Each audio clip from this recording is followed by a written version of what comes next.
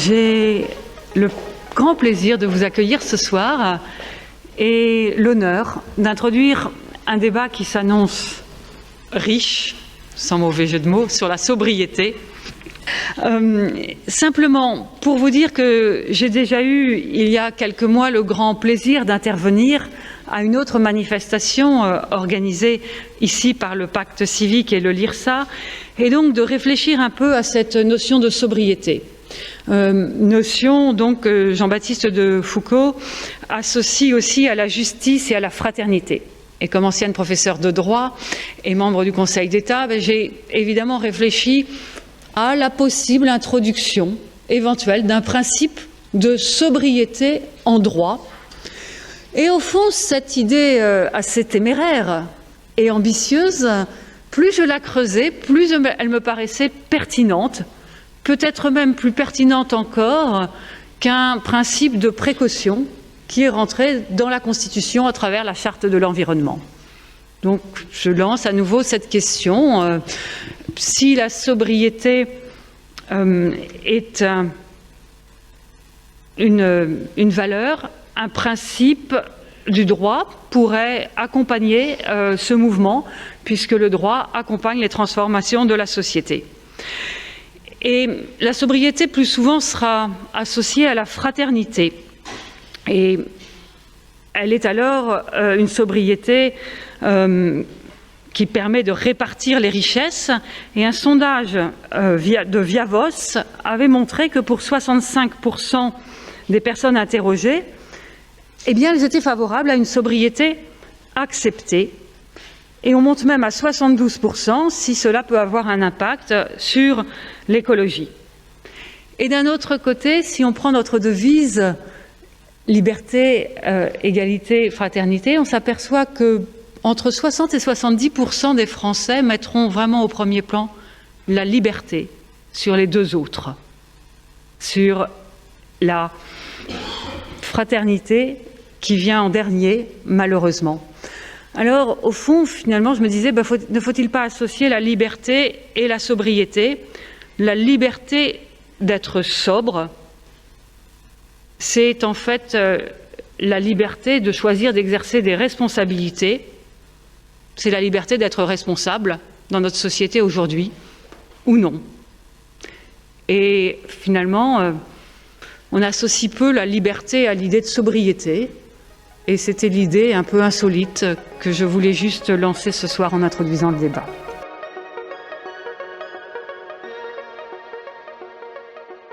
Vous avez rappelé que le colloque sur sobriété et entreprise s'était tenu ici, que vous aviez aussi introduit le débat. Je dois dire qu'au cours de ce colloque, qui était fait en collaboration avec la revue scientifique Entreprises et Sociétés, où certaines communications avaient été présentées et dont on a tiré certains articles qui ont été publiés parmi toutes les communications qui avaient été reçues, il y a eu une forte sélection. Ce qui n'était pas prévu, c'est que, en écoutant votre introduction, le rédacteur en chef a trouvé si intéressante votre présentation, et je le dis sans j'ai plus besoin de faire, qu'il vous a demandé de la compléter, et elle est publiée, et ceux qui veulent aller plus loin sur la réflexion que vous avez esquissée ici ont le loisir de le faire dans cette revue. Donc encore une fois, merci. Vous avez en deux mots présenté de Foucauld, Jean-Baptiste de Foucauld et André Comte-Sponville.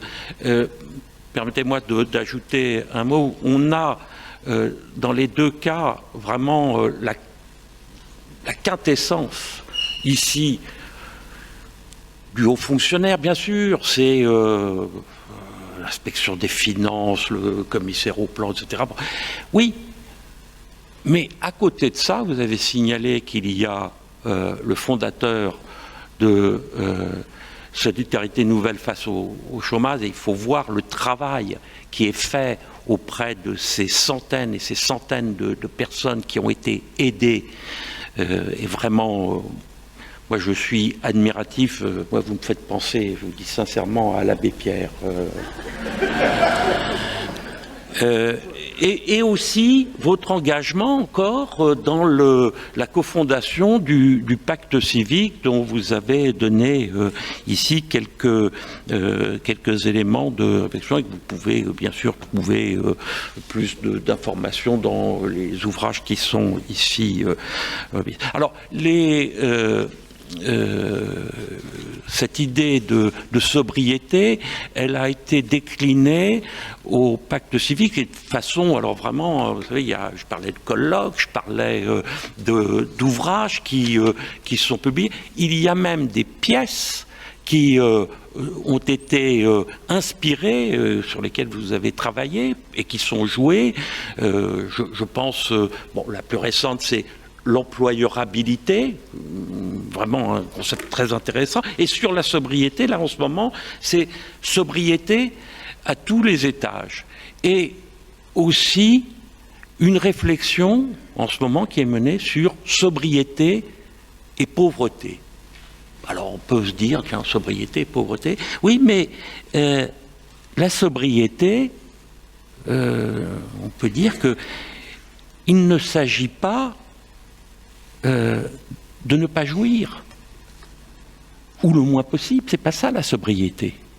Enfin, c'est ce que André Comte-Sponville nous dit quand il rédige son petit traité des grandes vertus, et la sobriété fait partie des vertus. C'est aussi ce qu'il dit dans son dictionnaire philosophique, qui a une rubrique sur la tempérance, mais qui n'en a pas sur la sobriété. Et je suis sûr qu'après ce débat, eh bien, dans la nouvelle édition de ce dictionnaire, il y aura une entrée sur la sobriété. Alors, philosophe, là aussi, comme pour aux fonctionnaires, il y a tous les tampons, c'est Ulm, c'est le doctorat, c'est l'agrégation en philosophie, c'est le passage comme prof à la Sorbonne, donc tout ça on connaît. C'est aussi les best-sellers, comme le petit traité des grandes vertus, et bien d'autres ouvrages, et encore plus récemment, mais j'en dirai un mot à la fin de cette présentation. Il faut comprendre que et tous n'ont pas cette capacité à comprendre que celui qui est à la fois un érudit de la philosophie, un professeur de philosophie. Je vous donne une citation là qui paraît toute simple. Oui, mais derrière, si vous creusez un peu, il va vous renvoyer au Scoli de Spinoza et bien d'autres philosophes, qui va vous permettre d'ailleurs de comprendre de façon simple. C'est cette capacité qui fait que il accepte de redescendre dans la cité presque périodiquement, puisqu'il y a dans Challenge, il y a ce petit billet.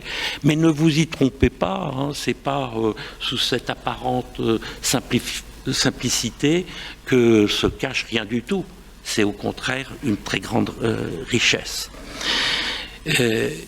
Dans le débat qui va suivre, j'ai demandé à chacun des orateurs de nous donner brièvement une petite définition, et ensuite nous suivrons un raisonnement dialectique, si je peux dire, mais dialectique du pacte civique, c'est-à-dire en abordant la réflexion au niveau de la personne, puis de l'organisation, l'entreprise, et enfin au niveau de la cité, au niveau du politique. Mais j'en ai assez dit. Maintenant, je passe la parole à André Comte-Sponville pour qu'il nous dise en quelques mots sa perception de la sobriété. Merci.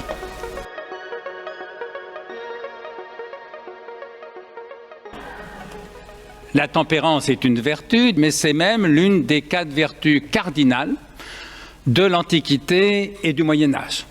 Les 4 vertus cardinales, autrement dit celles qui servent de gond à toutes les autres, celles autour de quoi tout tourne, c'est la justice, le courage, la prudence, comme on traduit ordinairement le grec phronécisme, il faut prendre prudence au sens de la sagesse pratique, et puis 4e, la tempérance. Voilà.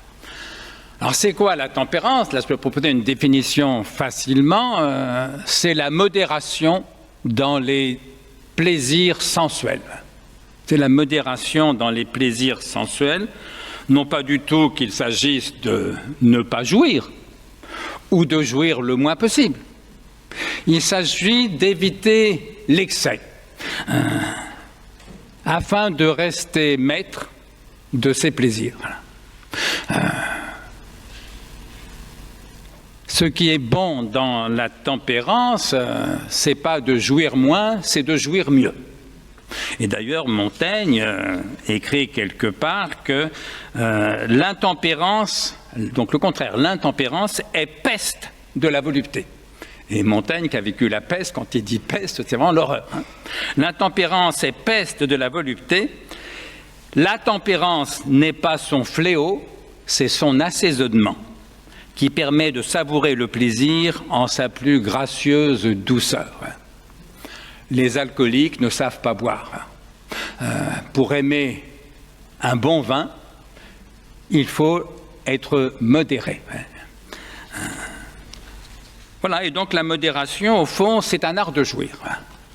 De jouir librement sans être l'esclave de ses plaisirs ou de ses désirs. Et là, c'est une vertu.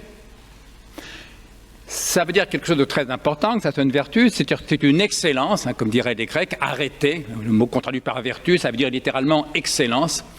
Autrement dit, la modération, elle est bonne en elle-même.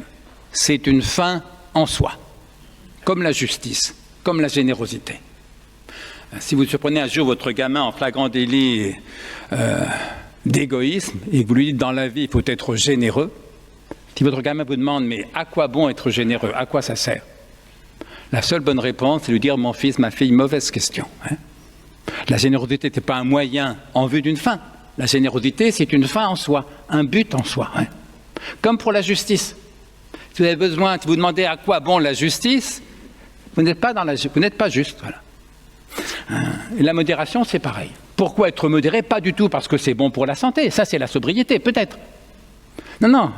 Quand bien même la consommation de tel ou tel produit serait totalement anodine pour la santé, si vous êtes esclave de votre désir, c'est mal, c'est méprisable, c'est honteux, tous les mots que vous voudrez.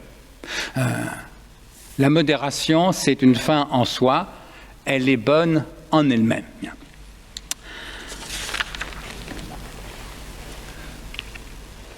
Et la sobriété. C'est un mot qui apparaît peu dans le vocabulaire moral, sauf dans le sens très restreint, le contraire de l'ivrognerie, de l'alcoolisme. J'ai essayé, bien sûr, en réfléchissant à cette séance, de voir la différence qu'il y a. Je pense qu'il y a une différence de degré. Si vous buvez 2-3 verres de vin par jour, vous avez une consommation modérée d'alcool. Vous n'êtes pas sobre.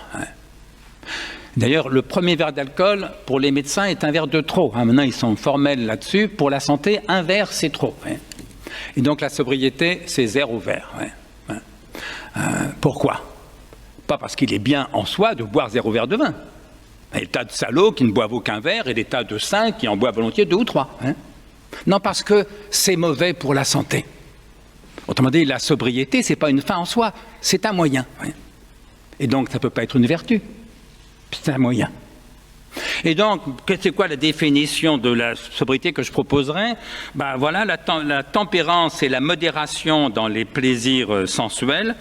La sobriété, c'est la définition que je propose, c'est une tempérance plus rigoureuse, pas 2 verres de vin par jour, mais 0 verre de vin, c'est une tempérance plus rigoureuse et plus efficace, voire utilitaire, qui sert à autre chose qu'à elle-même.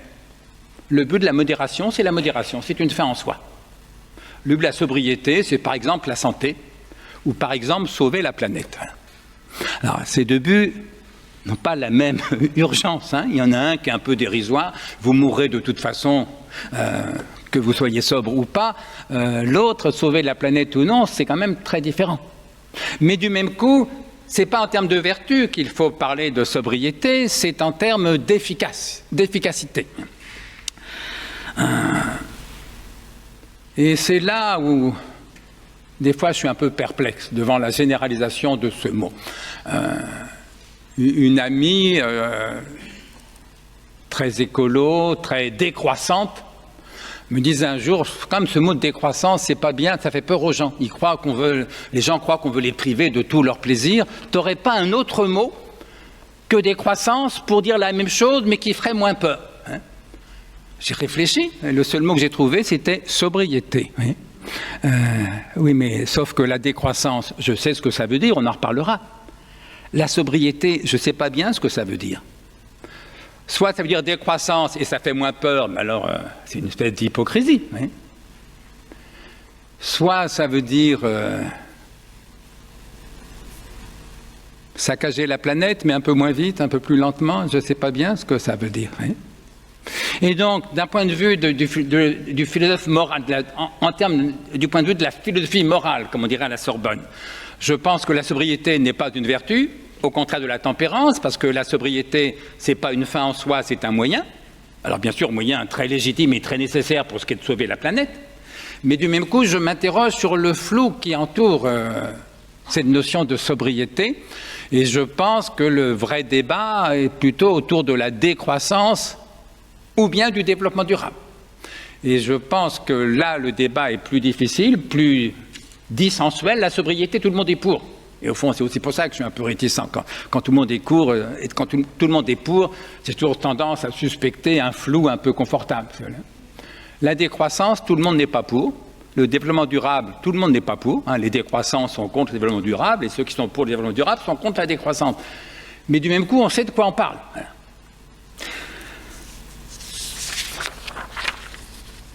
Voilà, et terminons en disant que ce qui est certain, c'est que nous allons vers une catastrophe écologique annoncée. C'est ça le fond du débat, qu'on choisisse la décroissance ou le développement durable. Je pense que la catastrophe écologique annoncée est claire. Ce n'est pas une raison pour tomber dans la culpabilisation. Moi, ce que je dis souvent, et ce que je par là, c'est qu'au fond, nous sommes punis par où nous n'avons pas péché. Puisqu'il est écrit dans la Bible, croissez et multipliez-vous. Ce n'était pas un appel à la sobriété. On a cru du verbe croître. On a cru aussi éventuellement du verbe croître, mais on a cru du verbe croître. On s'est multiplié. Patatras, on est puni. Parce qu'au fond, les deux principales causes de la catastrophe écologique annoncée, c'est d'abord l'augmentation de la population. On était 1 milliard vers le milieu du 19e siècle, si je me souviens bien, on est 8 milliards, on sera sans doute 10 milliards autour de 2050. Alors on va dire, oui, mais justement, c'est notre faute. Mais non, parce que le problème, c'est que ce n'est pas qu'on se reproduise comme des lapins. On n'a jamais fait aussi peu d'enfants qu'aujourd'hui. Depuis 300 000 ans, ça n'était jamais arrivé. On est dans la plupart des pays développés, on est largement en dessous du taux de stabilité démographique de 2,1 enfants par femme. Et donc la surpopulation, parce qu'à mon sens, il y a surpopulation. Ce n'est pas lié au fait qu'on fait trop d'enfants, c'est lié au fait que nos bébés ne meurent plus en bas âge. Mais on ne va quand même pas se le reprocher, c'est un formidable progrès scientifique, médical, mais simplement humain. Oui, mais c'est un progrès, mais on est puni par où nous n'avons pas péché. Et puis la deuxième cause de la catastrophe écologique annoncée, c'est l'élévation considérable du niveau de vie.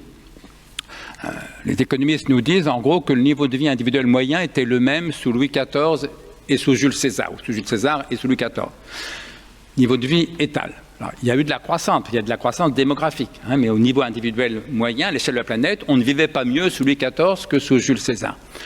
Depuis la révolution industrielle, le niveau de vie individuel moyen a été multiplié par 20 ou 25. Et donc la population multipliée par 10 en un siècle et demi, la consommation par 20, ça veut dire qu'en un jour, on consomme autant de biens, d'eau douce, de protéines qu'en 200 jours précédemment. Oui, donc ça, on pourrait dire c'est notre faute, c'est le toujours plus. Oui, c'est vrai que ça fait partie des défauts de notre société, c'est vrai, mais en même temps, quand on voit ce qui reste de misère, ce qui reste de pauvreté, comme la vie est difficile, comme les plaisirs sont rares pour des millions de gens. Moi, je vois ma grand-mère qui est morte à 99 ans, qui était ouvrière d'usine, elle n'a jamais eu de salle de bain de toute sa vie. Moi, j'ai 3 fils, ils ont chacun une salle de bain. Est-ce que je dois battre ma coulpe en disant mais c'est une honte, on est en train de saccager la planète. Il est vrai qu'on est en train de saccager la planète. Le bilan carbone d'une salle de bain est sans doute pas innocent. Vous voyez, oui, mais voilà. Donc faire des enfants, c'est pas condamnable. Le fait que les enfants ne meurent plus en bas âge, c'est un formidable progrès. Le fait que chaque génération, depuis 300 000 ans, essaye de faire que ses enfants vivent mieux qu'elle n'a vécu elle, ça fait partie de ce qu'il y a de plus estimable dans l'espèce humaine. Et patatras, on est puni. Voilà. On est puni par où on n'a pas péché, mais on est bien puni. Je veux dire au sens où la catastrophe écologique annoncée, elle va effectivement arriver. Je n'essaye pas de relativiser le danger, j'essaye simplement d'éviter la culpabilisation. À mon avis, ce qu'il faut éviter, ce n'est pas seulement l'écologie punitive, comme on dit souvent, c'est l'écologie culpabilisatrice. Alors les deux sont liés. Si on veut punir, c'est qu'il y a un coupable. Un peu selon le thème de ce livre que j'avais lu, qui n'est pas mauvais, mais dont le titre résume l'enjeu et le problème. L'humanité disparaîtra, bon débarras. C'est ça que j'appelle l'écologie culpabilisatrice. Faire de l'humanité l'espèce prédatrice par excellence, destructrice par excellence. Je n'en crois rien, autrement dit, c'est pas parce qu'il y a une catastrophe qui s'annonce qu'il faut cesser d'être humaniste. Voilà ce que je dirais volontiers. J'ajoute d'ailleurs que bien loin d'être la seule espèce prédatrice, c'est très banal, les espèces prédatrices, l'humanité est au contraire la seule espèce écologiste, ce qu'on ne dit pas assez. Nous sommes la seule espèce qui se soucie du sort des autres espèces. Autrement dit, on se bat pour sauver, on a bien raison, les éléphants, les baleines, les tigres, que sais-je. Imaginez que l'humanité devienne une espèce en voie de disparition. Je vous jure bien que les baleines, les éléphants et les tigres ne lèveront pas le plus petit bout de nageoire, de queue ou de patte pour nous sauver. Voilà, et donc évitons la culpabilisation, évitons de rêver d'une disparition de l'humanité pour sauver la planète, mais prenons à bras-le-corps l'urgence qu'il y a à changer notre mode de vie, notre mode éventuellement de développement. Et je ne suis pas sûr que parler de sobriété suffise à régler le problème. Merci. La question qui a été posée, c'est la sobriété est-elle une vertu? Et là, vraiment, sur la question la sobriété est-elle une vertu, on a notre réponse. La sobriété, ça ne doit pas être une écologie culpabilisatrice, même punitive. C'est d'une certaine façon ce que nous dit Jean-Baptiste de Foucault dans un livre qui remonte à quelques années, L'abondance frugale. D'oxymore, mais... Et c'est également avec ce livre que l'on comprend que la sobriété, effectivement, c'est un moyen qui peut être efficace, qui peut être utile pour que la catastrophe qui est annoncée puisse éventuellement être surmontée. Et c'est l'objet de ce livre, Le choix des sobriétés, des idées pour passer à l'action, l'efficace effectivement, qui a été donc publié par le Pacte civique et plusieurs des membres ont contribué, et notamment Jean-Baptiste de Foucault pour la conclusion, et dans une annexe intéressante sur, je ne sais pas si on en parlera ici, sur les quotas carbone. Donc, je me tourne vers Jean-Baptiste de Foucault avec une question que éventuellement pour laquelle j'aimerais avoir une réponse, c'est est-ce une nécessité? Certes.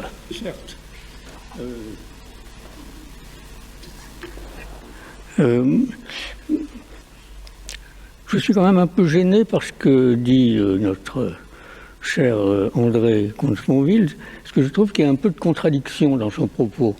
Parce qu'à la fois, il nous dit il y a une catastrophe écologique comme une espèce d'évidence à peu près certaine, ce qui n'est pas mon cas, parce que je pense qu'on a déjà fait un certain nombre de choses qui vont finir par produire des effets. Alors, est-ce que ça en produira suffisamment? On peut se poser la question, mais une action est déjà menée depuis longtemps.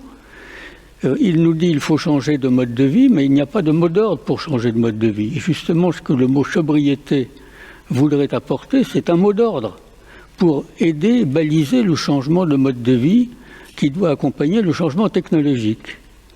Parce que, pour moi, la sobriété est une nécessité aujourd'hui, mais il ne faut pas tout lui demander non plus. La technologie, on parle aussi d'une révolution technologique, va aussi nous aider à régler ce problème.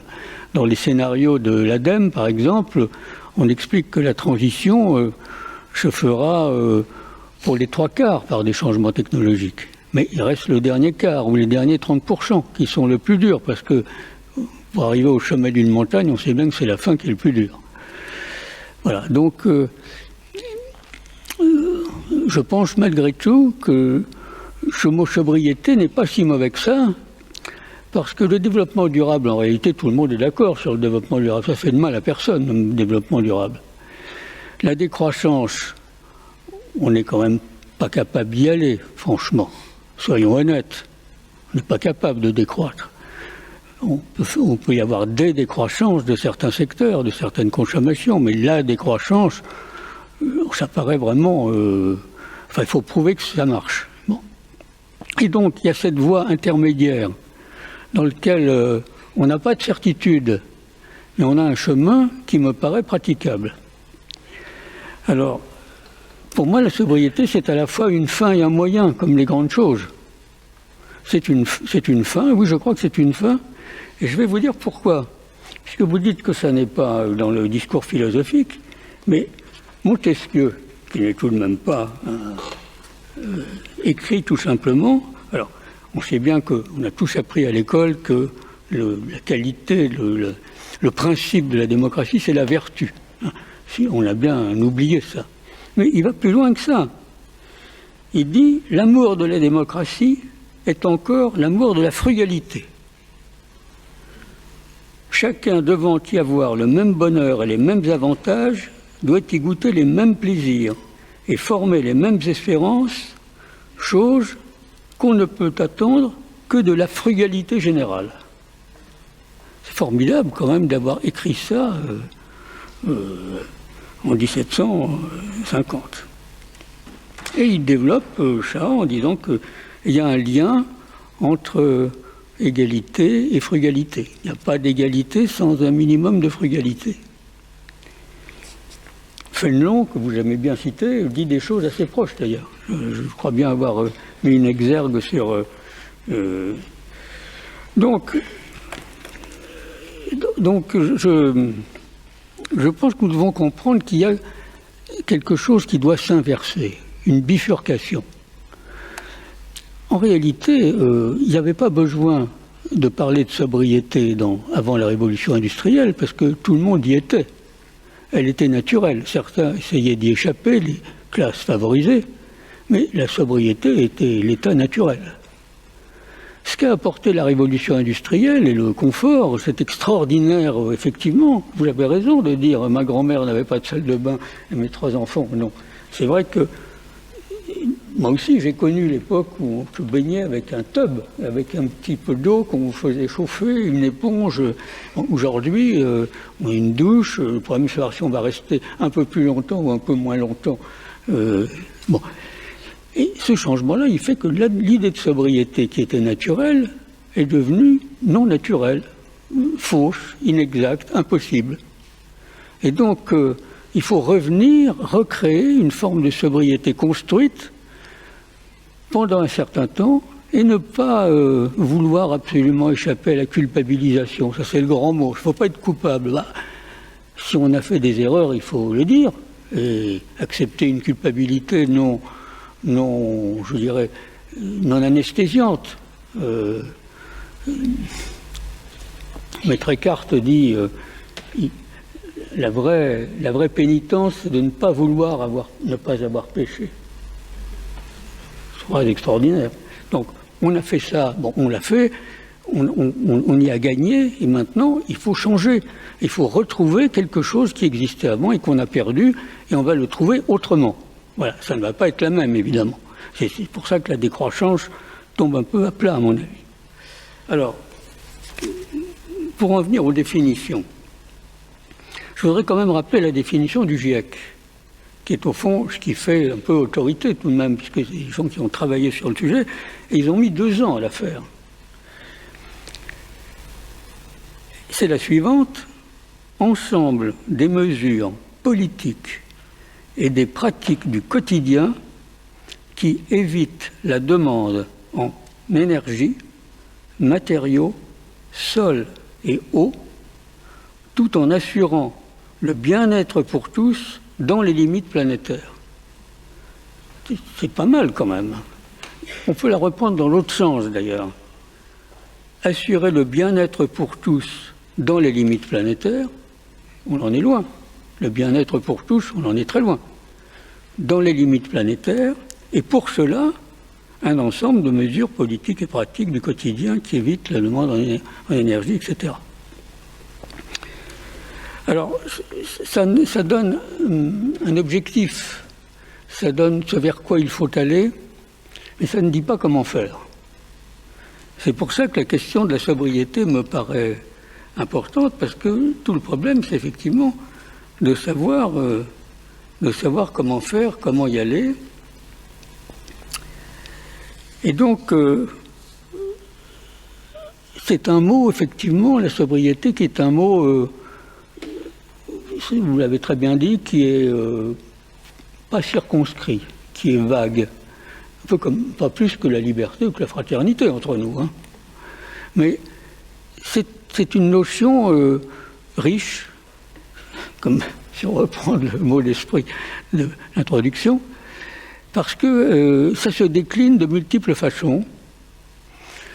S'il faut donner une définition, moi je dirais que pour moi c'est l'option pour l'essentiel. C'est se concentrer sur l'essentiel. Voilà. La sobriété, c'est se concentrer sur l'essentiel.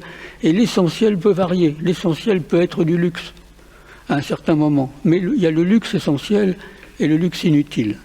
C'est les luttes contre le gaspillage. Voilà. Et donc, je pense que chacun a inventé son rapport avec la sobriété. Avec la sobriété, donc c'est une nécessité, je dirais une nécessité à un double titre. D'une part parce que je ne crois pas qu'on puisse réaliser la transition écologique sans un changement de valeur. Malgré tout, nous sommes animés par des valeurs de fait. Et les valeurs de fait, c'est le toujours plus, c'est le droit à avoir toujours plus, c'est de produire plus. Et là, il faut un changement de valeur. Et d'autre part, parce que je crois que cette exigence, c'est une exigence, ça n'est pas facile, on va sûrement y revenir, elle peut être porteuse de bénéfices aussi, en termes humanistes, en termes de démocratie, comme Montesquieu nous y conduit d'une certaine façon, puisque on voit bien qu'en ayant perdu le sens de la frugalité, nous avons laissé les démocraties dériver en plutocratie et en crématistique. Voilà donc pourquoi je pense qu'il faut travailler sur savoir ce que la sobriété est, et peut-être pour chacun de nous et pour nos collectivités aujourd'hui. Merci. À la question la sobriété est-elle une nécessité ? J'entends que c'est une double nécessité. C'est à la fois une nécessité pour la transition écologique qui réclament un changement de valeur. Je ne sais pas si Comte-Sponville sera d'accord avec cette idée, mais c'est aussi, et c'est puissant à travers de ce que dit Montesquieu, c'est une exigence qui est porteuse de bénéfices en matière notamment de justice. Vraiment, je vous remercie pour la réponse que vous avez apportée. Est-ce que vous souhaitez apporter un...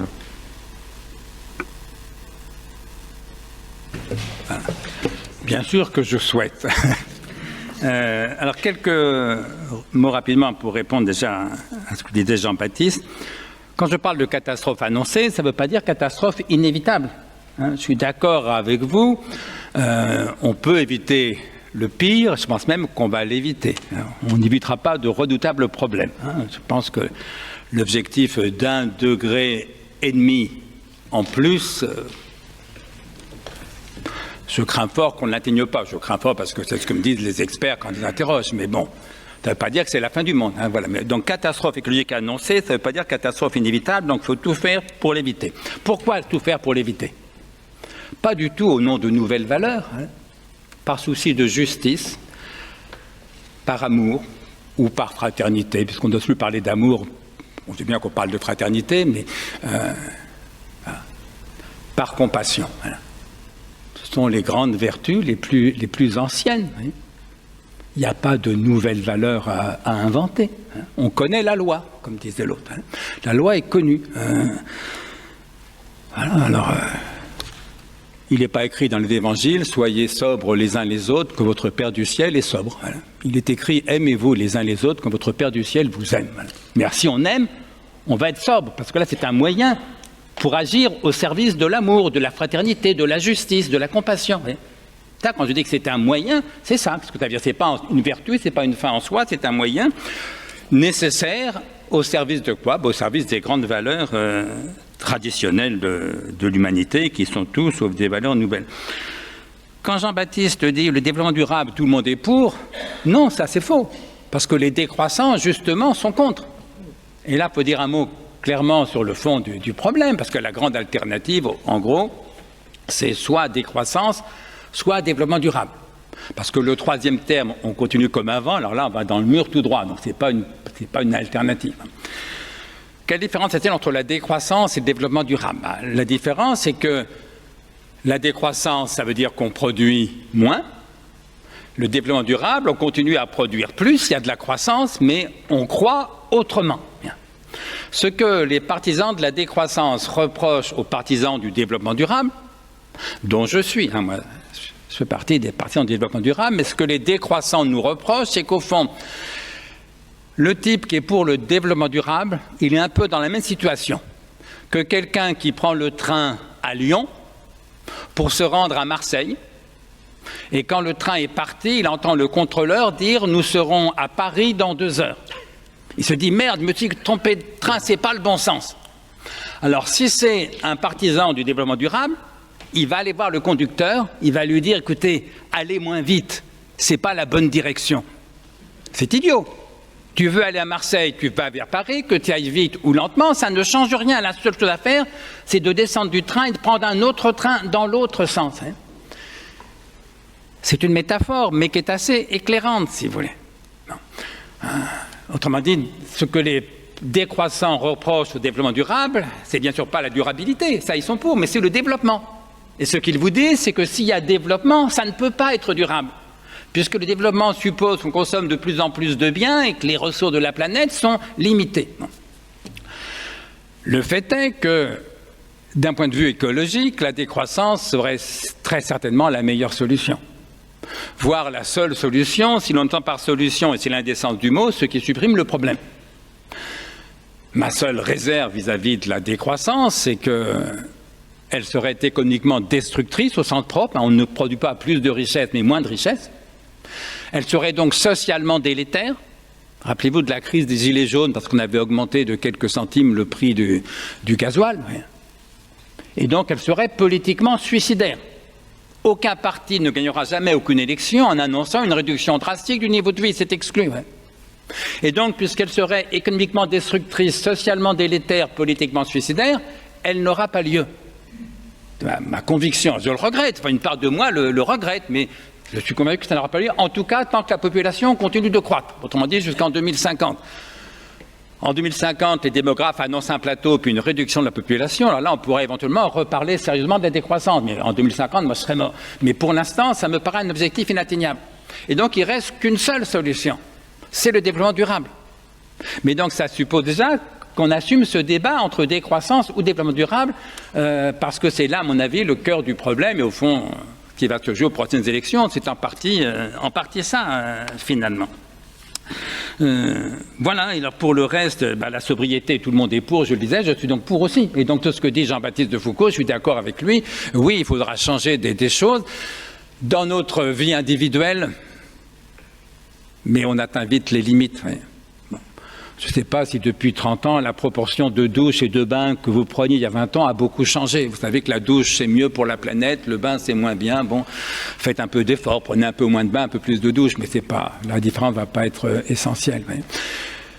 Et donc, je compte sur notre conscience morale à tous, par souci de l'eau, de nos enfants, des générations à venir, mais je ne crois pas du tout que ça suffira. Et donc, je pense qu'on va avoir besoin, oui, Jean-Baptiste a raison, de bouleversements technologiques, scientifiques. Autrement dit, pour sauver la planète, comme on dit rapidement, disons plutôt pour sauver l'humanité. Et le bien-être de nos enfants, on a besoin non pas de moins de sciences et de moins de techniques, mais de plus de sciences et de plus de techniques. Voilà. C'est pourquoi il faut se méfier de l'écologie culpabilisatrice, mais aussi, c'est pas tous les écolos, heureusement, mais certains écolos qui sont, contre le progrès technique, technophobes, voilà, ça c'est le mot. Voilà. Il ne s'agit pas d'être technophobe, encore moins scientifophobe, je ne sais pas comment on pourrait dire. Pour sauver la planète, on n'a pas besoin de moins de sciences et de moins de techniques, mais de plus de sciences et de plus de techniques. Et on a besoin de plus de politique. Voilà.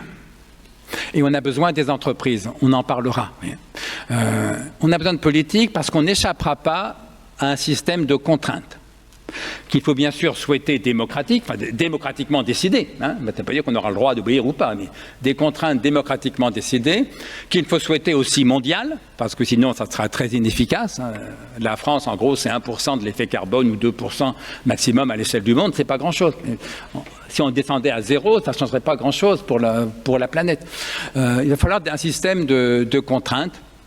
Il va falloir que les entreprises s'en occupent. Alors, un mot sur le système de contraintes.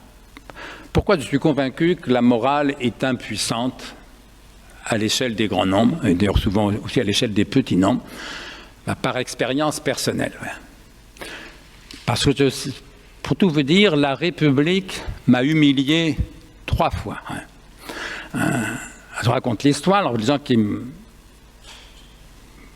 connaissent un peu savent que je suis philosophe, vous ne savez pas forcément tous que j'ai 3 enfants, et que j'aime pas du tout la vitesse ni l'automobile. C'est pas mon truc. Et donc ça veut dire que sur autoroute, j'étais rarement au-delà de 140. Bon, je savais bien que la limitation était 130, mais enfin, il ne faut pas déconner quand même. Comme tout le monde, j'étais à 140. Non, 150, oui, ça m'est arrivé, mais c'était vraiment très rare. Si j'avais une très bonne raison, j'étais en retard, une urgence, ce que sais-je. Alors 160, ça m'est arrivé aussi, mais c'était vraiment exceptionnel.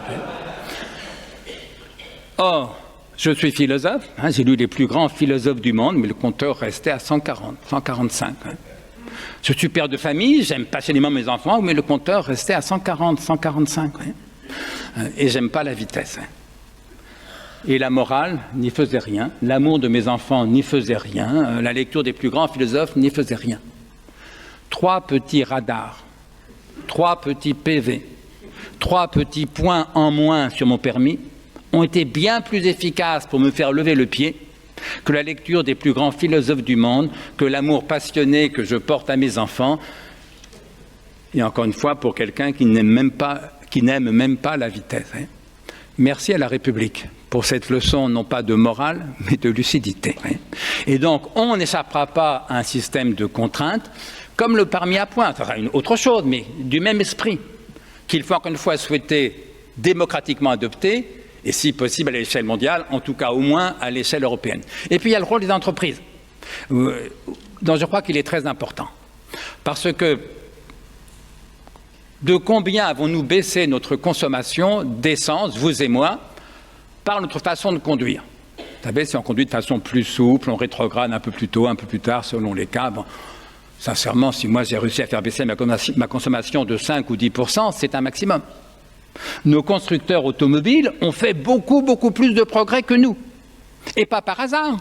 C'est que ce sont des professionnels. Ouais. Et nous, on est tous des amateurs. Au volant, par exemple, mais aussi quand on s'occupe du chauffage de notre maison. Et donc, par définition, les pros font plus de progrès que les amateurs. Et donc, on peut compter sur nos entreprises pour faire plus de progrès. Deuxième raison, les entreprises sont bien plus faciles à surveiller. Alors, les patrons s'en plaignent sans arrêt, mais c'est vrai que c'est facile à surveiller. Il est exclu de mettre un flic dans chaque salle de bain pour savoir si vous prenez une douche ou un bain. C'est évidemment, ça serait liberticide, mais c'est exclu. Contrôler la consommation de produits carbonés d'une grande entreprise, ça, c'est pas du tout exclu. On peut le faire, on le fait peut-être déjà, on le fera. Troisièmement, les entreprises ont intérêt à le faire.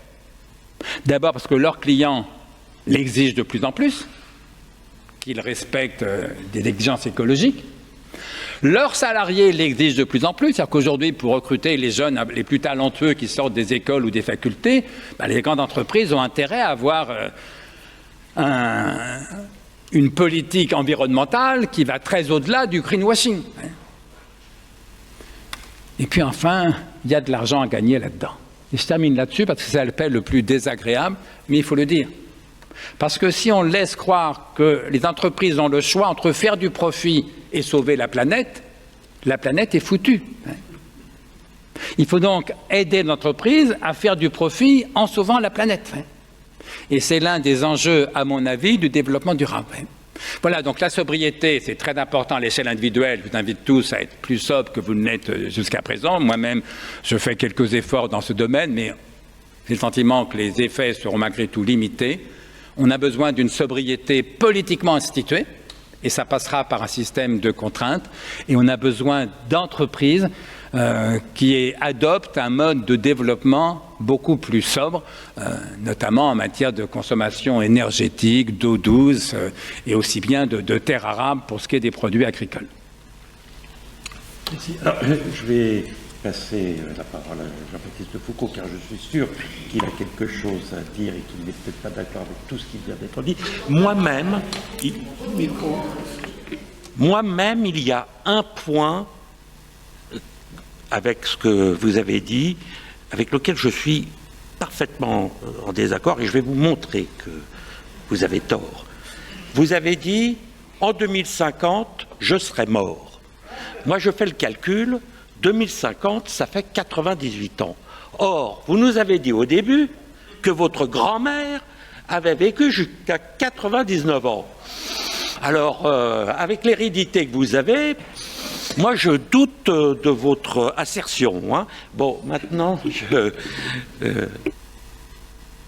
C'est la première bonne nouvelle de la soirée, au fond. Je vais revenir un peu sur le début du propos. La décroissance, c'est pas de la sobriété, c'est de l'ascèse.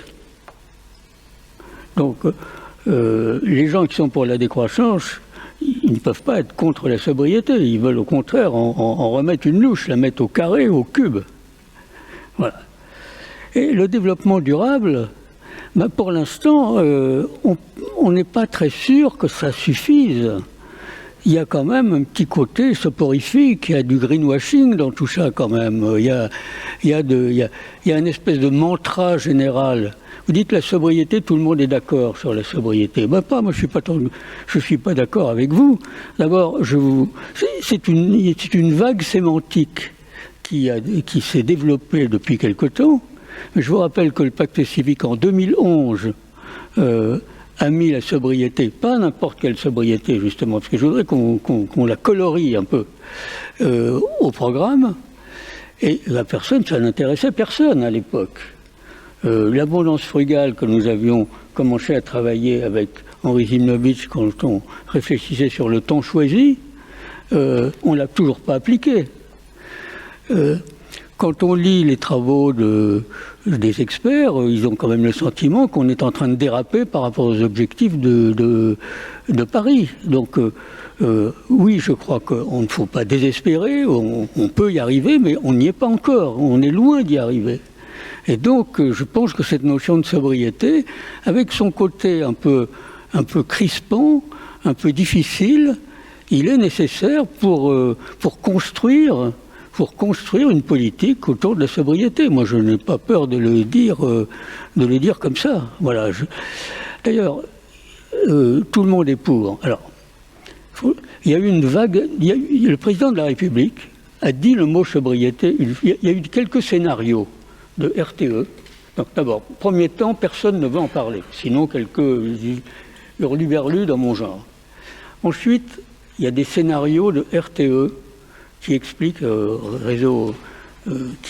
que la sobriété est importante. Les travaux de négawatts, et là, ça commence à prendre, à se solidifier. Puis le président de la République, un jour, emploie le mot sobriété. C'est le seul à l'avoir employé. C'est le seul. Hein. Aucun homme politique, à ma connaissance, les écolos un petit peu, mais ça vient à la fin d'un article, comme ça, on va changer de mode de vie et de la sobriété, mais c'est pas assumé comme une politique vraiment frontale. Et donc, voilà, et les corps intermédiaires, ils n'aiment pas la sobriété. Ça les met en difficulté, et pourtant, c'est un impératif catégorique, je dirais. Aujourd'hui, je ne vois pas comment... Alors, parmi les scénarios de l'ADEME, il y a 4 scénarios dans l'ADEME, et il y a un 4e scénario qui s'appelle le scénario tout technologique, et le scénario dit c'est une impasse. Donc on ne peut pas, dans la limite actuelle des connaissances et des pronostics, penser qu'on peut s'en sortir uniquement par la technologie. Donc il y a bien besoin d'un changement de mode de vie. Mais changement de mode de vie, lequel, comment faire? Bien sûr c'est difficile, bien sûr, comment faire, mais c'est là il doit y avoir une convergence entre la règle, comme vous le dites, c'est vrai que c'est important, que le permis à points, ça a permis de passer de 15 000 morts à 3 000. C'est vrai que le fait de dire qu'il n'y aura plus de moteur thermique dans les voitures je ne sais plus maintenant si c'est 2035 ou 2033, ça va nous obliger à changer, mais ça ne va pas suffire. Voilà.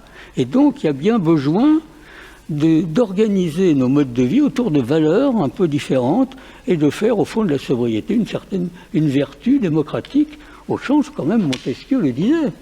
C'est quand même pas moi qui le dis là, c'est Montesquieu. Frugalité c'est encore plus fort que sobriété. Mais enfin bon, voilà. Donc, ce qui me paraît important aujourd'hui, c'est de colorer la sobriété. C'est que ça reste pas un mot un peu vague,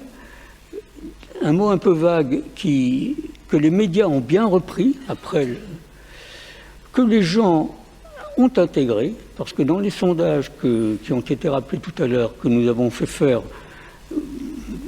Civic, on voit que 3/4 des Français sont intéressés par la notion de sobriété, et même les gens qui ont des difficultés de fin de mois, ils sont 2/3 à dire « mais oui, la sobriété, on n'est pas contre ». Simplement, il ne faut pas que ce soit une sobriété subie, il faut qu'elle soit choisie. Il y a des points sur lesquels ils sont prêts à bouger nos citoyens plutôt que d'autres. Les loisirs, par exemple, les cultures, c'est quelque chose pour lequel une question de sobriété ne peut pas se poser pour eux. Donc, il y a, au fond, une certaine propension déjà présente dans la population autour de cette idée, mais le système politique ne rebondit pas, il ne reconstruit pas, il n'a pas d'élan, il n'a pas de charisme. Et aujourd'hui, est-ce qu'on va s'en sortir sans un charisme? Est-ce que la sobriété n'est pas le support possible d'un charisme pour construire du neuf? On ne cesse de dire il n'y a pas d'idée nouvelle. Ben voilà, en voilà une. Alors, je veux juste préciser que pour le pacte civique, on fonctionne sur 4... Pourquoi on a mis en avant l'idée de sobriété? Le pacte civique a été construit entre 2008 et 2011, c'est-à-dire après la crise financière. Et je me souviens d'une phrase que Patrick Vivray avait dit à l'époque. il avait dit qu'il faut réduire en même temps la dette financière, la dette sociale et la dette écologique. Or, c'est difficile de faire les trois en même temps. On peut très bien diminuer la dette sociale en augmentant la dette financière. On peut très bien diminuer la dette écologique en faisant de la dette financière. Bon. Mais les trois en même temps, ça passe par de la sobriété. Et la sobriété, ça veut dire consommer moins pour investir plus. Parce que ça coûte cher tout ça. Et la transition va avoir des coûts importants. Le rapport Pisani-Ferry parle de révolution industrielle et explique que, par exemple, pour isoler les logements, c'est quasiment 1 an de revenus pour un salarié moyen qu'il va falloir investir. C'est pas rien quand même. Alors bien sûr, ça sera un emprunt, ça sera sur des périodes longues. Donc on voit bien que l'inflation écologique, elle est partout. Chaque fois qu'on diminue l'usage de pesticides et autres, on accroît les besoins de main-d'œuvre. Chaque fois qu'on consomme bio plutôt que non bio, le coût est plus élevé. Donc il y a des coûts à supporter.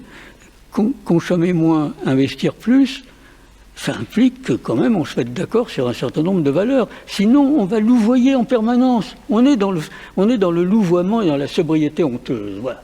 Nous sommes à l'époque de la sobriété honteuse. On louvoie, on dit une chose puis une autre. Alors, si on n'avait pas eu la crise de l'Ukraine, si on n'avait pas eu le Covid, on serait beaucoup moins avancé en termes de sobriété. Alors, est-ce qu'il va falloir des chocs ? Parce que c'est vrai que la crise avec l'Ukraine, l'invasion de l'Ukraine par la Russie, a provoqué des comportements de sobriété. Parce qu'il y avait un sens. Parce qu'il y avait un sens, c'est que... Voilà. Donc, donc, on a construit cette idée de sobriété autour de cette idée que le poids de la transition pour nos sociétés est très lourd. Il est très lourd pour le politique. Le politique n'y arrive pas. Parce que la concurrence fait que le premier qui se lance sur le terrain un peu délicat qu'on explore là, il se fait canarder, il se fait fusiller. Donc il faut que la société civile, la société organisée, aide le politique à construire une politique, une véritable politique, une bifurcation dans une politique de transition. Et le développement durable ne fait pas cette bifurcation, à mon avis. C'est là son ambiguïté. Voilà. Et donc, nous battons pour une sobriété qui n'est pas une sobriété triste, ni répressive, mais pour une sobriété qui soit créative, effectivement, qui soit juste, alors on en reparlera, et qui soit fraternelle. Et ces 4 valeurs sont aujourd'hui un peu le mantra nécessaire pour construire des politiques, construire des comportements individuels et construire le fonctionnement des organisations. Ces 4 valeurs, nous pensons que nous n'arriverons pas à réussir la transition si on n'arrive pas à les vivre dans nos vies personnelles, et c'est pas facile, c'est 4 à la fois, dans le fonctionnement des organisations et dans les politiques publiques qu'il faut construire dans cette direction. Voilà un peu comment nous voyons les choses aujourd'hui. Pardon si j'ai été un petit peu long, mais je voulais un peu essayer de construire le discours, voilà, parce que pour éviter comme dirais-je, l'attaque par petits bouts, quoi. Pardon. Alors, il est prévu que l'on aborde l'axe individuel pour suivre la dialectique du pacte. Et contrairement à ce que vous venez de dire, Henri Consponville, sur le fait que finalement on attend davantage du radar ou du coup de pied au cul que de la simple bonne volonté. Et si on regarde un peu les philosophies ou les valeurs ou les valeurs religieuses, vous êtes le premier à expliquer que du temps des stoïciens ou des épicuriens, bien justement, il y avait une éthique de la sobriété qui n'était pas imposée par une loi, mais qui était personnelle. Vous étiez aussi à dire que finalement la vertu cardinale de la tempérance est une fin en soi, même s'il y a l'idée du salut qui peut... Enfin, donc on peut imaginer, enfin, la question que se pose, et ensuite que je poserai à Jean-Baptiste de Foucault, que notre civilisation, notre philosophie actuelle qui est portée sur peut-être l'intempérance dans la consommation, n'évolue vers, une sorte de sobriété qui ne serait pas une sobriété imposée, une sobriété légale, mais qui serait une sobriété volontaire. Est-ce possible ?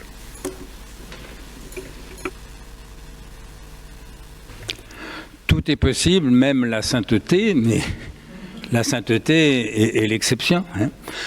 Alors d'abord sur la tempérance des anciens. Évidemment, si vous êtes tempérant pour le salut de votre âme, vous n'êtes pas tempérant. Hein, il faut vraiment être un goinfre pour n'avoir comme seule raison de ne pas manger trop l'espérance du paradis ou la peur de l'enfer. C'est vrai de toutes les vertus. Si vous êtes généreux pour gagner le paradis, vous n'êtes pas généreux. Vous êtes égoïste, superstitieux, peureux, que sais-je, mais pas généreux. Voilà, et donc, encore une fois, la tempérance est une vertu, mais comme toutes les vertus, ça veut dire qu'elle vaut en elle-même. Voilà. Il est bien d'être tempérant parce que c'est bien d'être tempérant, et donc parce que c'est mal d'être intempérant, mais pas au service d'autre chose. Par différence, donc encore une fois, avec la sobriété. Alors, la référence avec Épicure est intéressante, on peut en dire un mot, de ne pas être trop long, mais Épicure distinguait les désirs, les ordonnait dans un système qu'on appelle la classification des désirs. Épicure distinguait les désirs naturels et nécessaires. Boire, manger, dormir, combattre le froid excessif. Les désirs naturels et non nécessaires, faire l'amour, bien manger, les plaisirs esthétiques. Enfin, les plaisirs ni naturels ni nécessaires. Le luxe, la gloire, le pouvoir. Et là, l'éthique d'Épicure est très simple. Les plaisirs qui ne sont ni naturels ni nécessaires, il faut y renoncer, purement et simplement. Les désirs qui sont naturels et non nécessaires, il faut en jouir quand ils se présentent, mais il ne faut pas en être esclave, il faut pouvoir s'en passer. Et donc, la tempérance épicurienne, qui est une tempérance très rigoureuse, c'est de privilégier les désirs naturels et nécessaires. Épicure explique que manger du pain et boire de l'eau, c'est un plaisir extrême quand on a vraiment faim. Voilà, mais il n'y a pas de société épicurienne. Voilà. Et donc, qu'est-ce que c'est que nos plaisirs à nous? C'est pas seulement de manger quand on a faim, c'est aussi de bien manger. On va aller au restaurant ce soir. Henri, est-ce qu'on va renoncer au restaurant par souci de la sobriété? Non. Voilà, et donc c'est pour ça, encore une fois, la sobriété, quand j'écoute Jean-Baptiste, je ne suis pas parfaitement d'accord avec tout ce qu'il dit, encore une fois, la sobriété, je suis pour. Ma seule réserve, c'est que tout le monde est pour, mais donc moi aussi, on est tous pour. Quant à la sobriété volontaire, le paradoxe dans mon histoire du permis à points, c'est que non seulement j'aime pas la vitesse, mais le permis à points, j'étais à fond pour. Cette loi, je l'ai votée par le biais de mes représentants, mais je suis pour. Comment je peux être pour la loi et la violer? Mais c'est très simple. Pourquoi je suis pour la limitation de vitesse? Mais parce que la vitesse que je veux limiter, c'est la vôtre, évidemment. Mais celle que je ne veux pas limiter, c'est la mienne. Et au fond, on en est tous là, peu au pro. Je ne suis pas pire que les autres. Pas mieux, mais pas pire, si vous voulez. Et c'est pour ça qu'on a besoin d'un système de contraintes. Après, chacun peut renoncer facilement à ce qu'il n'aime pas. Je renonce volontiers ou je limite strictement mes voyages en avion. D'ailleurs, je ne prends plus l'avion pour des raisons de santé depuis des années. Je m'en porte très bien. Mais quand Jean Covici, l'ingénieur écologiste, lui propose qu'on limite le nombre de voyages en avion à 4 dans toute une vie. Voilà. Ça, c'est intéressant. C'est intéressant parce qu'on sait bien qu'on n'y arrivera pas sans un système de contraintes. Moi, ça ne me dérangerait pas du tout, mais celui dont les enfants habitent à New York, vos enfants habitent à Hong Kong. Vous allez renoncer à voir vos enfants, vos petits-enfants, enfin 4 fois dans toute une vie. Personne n'est prêt à ça, si vous voulez. Moi, inversement, voilà, j'ai une maison de campagne, voilà, à 335 km de Paris, en Normandie. Elle est à peu près isolée, mais enfin, avoir une maison de campagne, le bilan carbone est forcément négatif. Il faut la chauffer en hiver pour pas que ça gèle. J'y vais en voiture. Est-ce que je suis prêt à renoncer à ma maison de campagne? Spontanément, non. Ouais. Voilà, et or c'est là mon point, le point où je suis le plus lourdement nuisible à la planète, c'est du fait que j'ai une maison de campagne. Oui. Alors je dis pas qu'il faut une loi qui interdise les maisons de campagne, mais voilà, ce que je constate, c'est que nous sommes tous, au fond, égoïstes. Ouais. Et quand j'entends Jean-Baptiste de Foucault nous dire il faut changer de valeur, comme je crois connaître ses valeurs à lui, je souris doucement, hein, parce que ce sont les mêmes valeurs que l'abbé Pierre, comme disait Henri. Hein. Non, mais j'ai pas dit la même vertu. Vous savez la différence que je fais entre les valeurs et les vertus, mais voilà, c'est les mêmes valeurs que l'abbé Pierre. En gros, c'est les mêmes que les miennes, même si je manque encore beaucoup plus de vertus que Jean-Baptiste de Foucault. Vous voyez, mais ces valeurs-là, on les connaît. Il ne s'agit pas de changer de valeur. Hein. Il s'agit de changer de comportement. Et alors, si on espère que tout d'un coup, on va sauver la planète parce qu'on va s'aimer les uns les autres, mais j'ai envie de vous dire fraternellement, arrêtez de rêver. Hein. Arrêtez de rêver. On sait bien qu'on ne s'aime pas les uns les autres. Vous savez ce que disaient des proches dans un spectacle, Jésus nous dit « aime ton prochain comme toi-même ». Personnellement, disaient des proches, je préfère moi-même. On en est tous là, c'est ce qu'on appelle l'égoïsme. Et c'est justement parce que nous sommes égoïstes que depuis 25 siècles, les sages et les saints célèbrent la générosité, si vous voulez. C'est pas contradictoire ce que je dis, c'est justement parce que nous sommes égoïstes que la générosité est une valeur, est une vertu quand elle est incarnée par quelqu'un. Voilà, et donc, moi je veux bien qu'on parle de nouvelles valeurs, mais je vois pas bien ce qu'il y a de nouveau dans ces valeurs-là, et surtout je constate depuis 25 siècles qu'on n'y arrive pas. En revanche, quand on a fait des progrès, parce qu'on n'est pas moins égoïste qu'au XVIIe siècle. Oui, mais les pauvres ne meurent plus de faim dans les rues de Paris. Essentiellement pour 2 raisons. 1, on a fait des progrès économiques, la révolution industrielle. 2, on a créé le RSA. C'est une décision politique. Ouais. Si on avait compté sur la générosité des plus riches pour que les pauvres puissent se soigner, mais les pauvres seraient morts sans soins, comme ça a été le cas pendant des siècles, sauf quelques saints qui s'en occupaient dans leurs hôpitaux. Oui. Mais on n'a pas compté sur la générosité des plus riches. On a créé une petite chose très simple, ça s'appelle la sécurité sociale. C'est une décision politique. Et qui a fait beaucoup plus pour la protection des plus faibles et des plus pauvres que le peu de générosité dont vous et moi nous sommes capables. Et donc j'ai bien plus d'admiration pour l'abbé Pierre et pour Jean-Baptiste de Foucault que pour l'inventeur de la Sécu. Mais je constate que la Sécu a fait beaucoup plus avancer les choses que les 2 ou 3 siècles, les 2 ou 3 saints qu'on peut rencontrer par siècle ou pas loin, si vous voulez. Oui. Voilà, et donc, encore une fois, je ne veux pas tenir le propos contre la sobriété, je suis pour, comme tout le monde, y compris la sobriété individuelle. Moi-même, j'essaye de faire un peu d'effort, mais je crois connaître trop l'humanité, et d'abord parce que je me connais un peu moi-même, pour croire que ça suffira. Donc Jean-Baptiste a raison de dire que le progrès technique ne suffira pas. Hein, vous disiez 2 tiers, 1 tiers. Moi, ça me paraît optimiste sur le progrès technique. Enfin, bon, tant mieux si vous avez raison. Mais évidemment que ça ne suffira pas. Mais la sobriété volontaire, comme disait Henri Zimnovich, ne suffira pas non plus. Et donc on a besoin, si j'ose dire, d'une sobriété instituée, de même qu'on a inventé la fiscalité, la redistribution, parce que par manque de générosité. Si on était généreux, charitable, on n'aurait pas besoin de payer des impôts. Et comme on n'est pas généreux, on a inventé la fiscalité. Et c'est un progrès social considérable. Comme on n'est pas généreux, on a inventé la Sécu. Progrès social considérable. Et je pense qu'il faudra inventer quelque chose qui ressemble à ça, alors je ne sais pas par quelle voie, de quelle façon, mais qui ressemble à ça pour nous aider à être sobres, de même que le permis à points m'a aidé et continue à m'aider à respecter scrupuleusement les limitations de vitesse. Je parle sous votre contrôle, mais il me semble que Kant prévoyait un dernier tome sur qu'est-ce que l'homme. C'est ça, hein?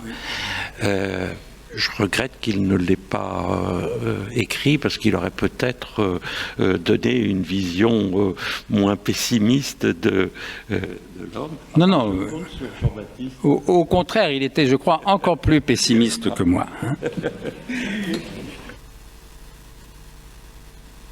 Jean-Baptiste va peut-être... Non, ce qui me frappe, c'est la difficulté à se comprendre.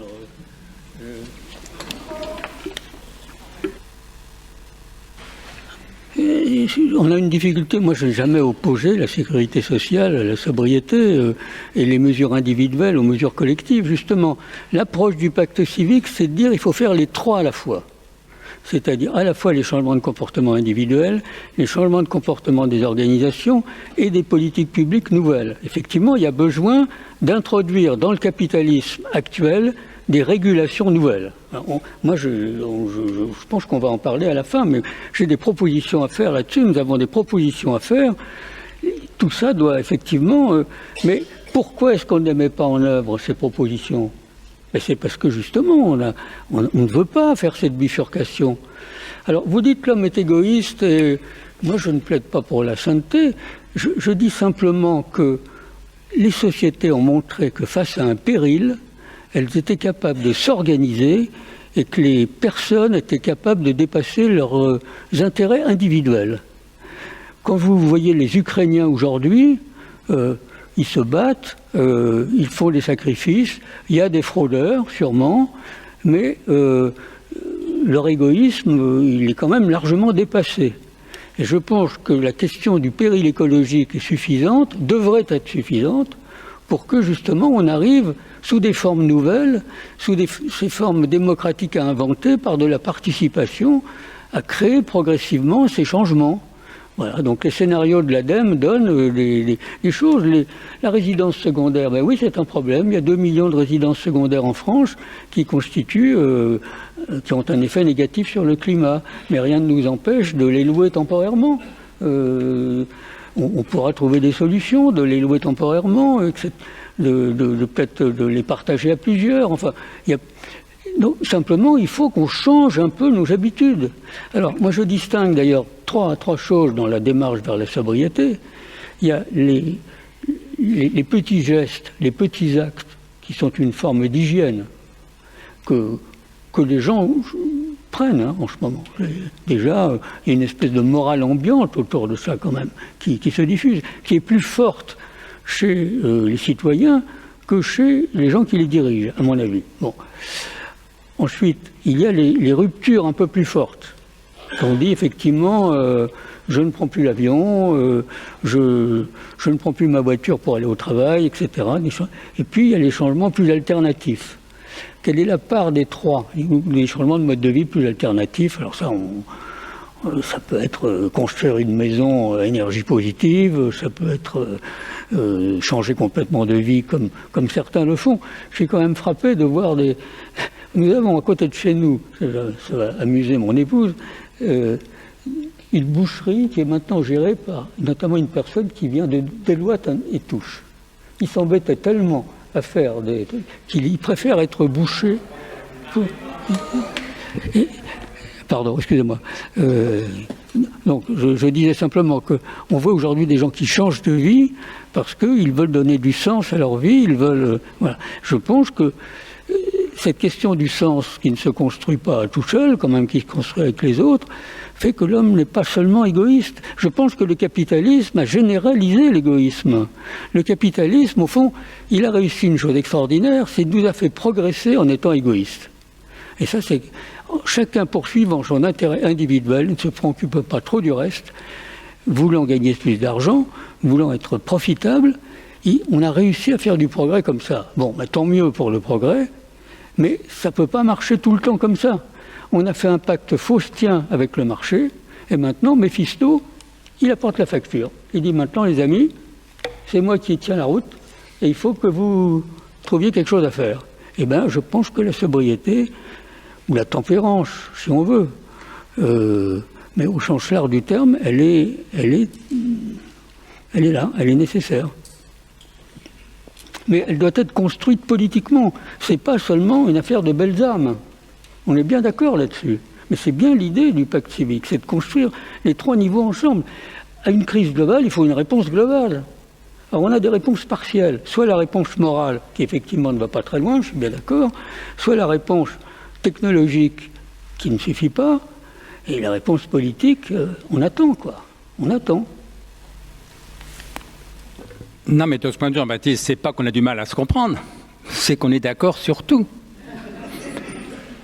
Parce que ce que vous dites n'est en rien contradictoire avec ce que je dis n'est en rien contradictoire. Tu devrais faire de la politique, hein. Tu devrais faire de la politique. Un peu moins à la dimension volontaire morale, moins à l'efficacité de la morale individuelle. Vous y croyez un peu plus, je crois peut-être un peu plus à l'importance de la politique, vous peut-être un peu moins, et encore c'est pas sûr. On croit tous les deux au progrès technique, et on est tous les deux d'accord sur le fait qu'il faut bien sûr réguler le capitalisme, ça va de soi, mais d'ailleurs on le fait depuis 150 ans, il faut le faire autrement, plus et mieux, mais il faut le faire évidemment, vous voyez. Voilà, non, c'est pas du tout qu'on se comprenne pas, c'est qu'on est au fond d'accord. Alors évidemment, chacun après joue sa petite mélodie, insiste davantage sur ce qui lui paraît important. Là, c'est vrai que moi, je me méfie un peu de l'optimisme. Voilà. Et je crois qu'on gagne toujours à être le plus lucide possible. Vous savez ce que disait Gramsci, pessimisme de l'intelligence, optimisme de la volonté. Voilà. Pessimisme de l'intelligence, pour voir les choses comme elles sont, l'humanité comme elle est. Et au fond, mieux vaut le noircir un peu qu'enjoliver un peu, parce qu'on sera plus lucide, plus vigilant, plus exigeant. Mais optimiste de la volonté, parce que si on veut pouvoir changer les choses, encore faut-il croire que c'est possible. Et je crois que de ce point de vue, encore une fois, on est largement d'accord sur l'essentiel. La difficulté, c'est effectivement, c'est les moyens. Comment faire ? Alors, sur les régulations à apporter au capitalisme, je laisserai Jean-Baptiste en parler parce qu'il est bien plus compétent que moi là-dessus. Sur la dimension politique, il faudrait simplement un mot d'indulgence vis-à-vis de nos politiques. Quand Jean-Baptiste dit que les citoyens en font souvent plus que les politiques, oui, mais c'est que c'est bien plus facile. Remplacer un bain par une douche, sincèrement, c'est pas de l'héroïsme. Augmenter l'essence ou le fuel, le gasoil pour les voitures diesel. Alors, je ne sais pas combien ils ont augmenté au moment des gilets jaunes, peut-être 10 centimes, 15 centimes, vous voyez. Paris était à la limite à feu et à sang, vous voyez. Perdre les élections et donc perdre le pouvoir, c'est quand même autre chose que prendre une douche plutôt qu'un bain. Surtout que si vous perdez les élections, vous ne pouvez plus agir, y compris pour sauver la planète. Vous voyez. Et donc, il faut comprendre à quel point l'enjeu politique est à la fois important, on n'y arrivera pas s'il n'y a pas aussi des décisions politiques, et à quel point il est difficile. Et il est difficile pas seulement ou pas surtout parce que les hommes politiques ne sont pas assez bons, mais il est difficile parce que les électeurs sont quand même vraiment difficiles à satisfaire.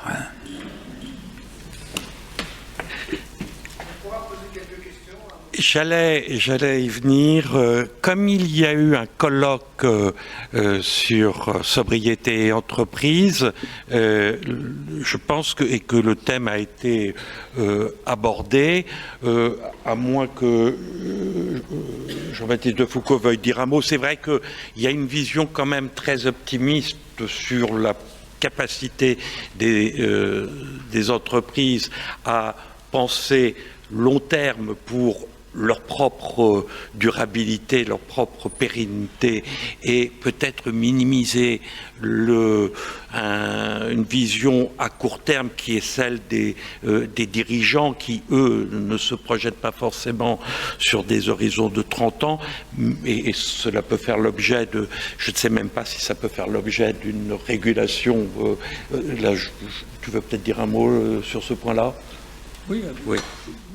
Parce que je pense que effectivement les entreprises elles essaient de faire des efforts, on leur impose un certain nombre de normes nouvelles, mais tout de même la logique du profit, le poids de l'actionnaire fait que les choses sont difficiles. Et donc on voit bien que quand on a interrogé les salariés, ils voudraient aller plus loin, ils voudraient que la sobriété soit conçu dans une optique large, c'est-à-dire qu'on parle aussi de l'éventail des rémunérations, de choses comme ça, ce qui n'est pas si facile que ça à l'intérieur de l'entreprise. Et donc je pense qu'aujourd'hui, nous avons besoin d'introduire 4 ou 5 régulations fondamentales pour évoluer dans cette direction de la sobriété. Parce qu'aujourd'hui, le système ne va pas dans le sens de la sobriété, il va dans le sens inverse même. Voilà. Alors, quelles sont ces régulations? D'abord, il y a une régulation juridique. Je pense qu'on a la redéfinition de l'entreprise. La loi Pacte a redéfini l'entreprise en disant que son but n'était pas seulement de partager des bénéfices, mais aussi d'assumer une responsabilité sociale et environnementale. Donc ça veut dire que juridiquement, les entreprises ont davantage de marge de jeu pour faire des choses que dans le système précédent, elles n'avaient pas le droit de faire. Elles pouvaient être attaquées en justice pour avoir des actions non conformes à leur objet social, puisque l'objet, c'est de partager des bénéfices. Donc ça, c'est un progrès juridique qui a été fait par la loi Pacte. C'est sans doute un des grands progrès du quinquennat précédent. Le seul sujet dont Macron ne parle jamais, d'ailleurs. C'est sans doute peut-être qu'il a fait de mieux, il n'en parle jamais. C'est curieux, c'est comme ça. Donc on a permis de créer des entreprises à mission, on a développé des raisons d'être qui... Mais ça, c'est français. Ça ne marche pas au niveau de l'Europe, ça ne marche pas au niveau de l'OCDE, ça ne marche pas. Donc il faut étendre cette idée-là, déjà. Première, voilà. Et puis, il y a quand même des choses à revoir dans le droit. Est-ce que les stock options, c'est vraiment quelque chose où on peut toujours gagner, jamais, enfin, on peut gagner mais jamais perdre? Est-ce que c'est moral? Est-ce que ça ne doit pas être supprimé? Les réductions de capital qui aujourd'hui servent à augmenter les taux de rentabilité, ça n'a pas toujours été autorisé. Ça a été longtemps interdit. C'était interdit en France jusqu'en les années 80. On n'avait pas le droit de réduire son capital. Aujourd'hui, on voit bien que quand les prédateurs actionnaires achètent une entreprise, ensuite ils réduisent le capital, ils vendent par appartement. Enfin, il y a des machines assez simplettes pour faire du profit. Bon, donc, réduction de capital, il faut se poser la question. Régulation juridique. Régulation fiscale. Moi, je pense que le taux de profit ne devrait pas être taxé de la même façon selon que les entreprises cherchent un taux de profit raisonnable qui va varier selon les secteurs, ça peut se définir, ou selon qu'ils cherchent des profits exagérés. Et c'est là tout le problème de la private equity. Donc je suis pour un impôt sur les sociétés progressif avec le taux de rentabilité des fonds propres. Plus la rentabilité est élevée, plus la taxation est forte. Comme on a fait pour les personnes d'ailleurs. Bon, ben ça c'est un vrai débat à ouvrir. C'est un débat qui n'est pas neutre. Hein. Voilà. Ensuite, une troisième régulation, le temps. Alors, je reviens sur nos vieilles expériences du temps choisi, mais les entreprises doivent laisser leurs salariés opter pour le temps de travail et le revenu qu'ils souhaitent, et leur laisser le choix entre plus de temps libre, moins de revenus pour ceux qui le veulent, pour ceux qui le peuvent, les cadres notamment,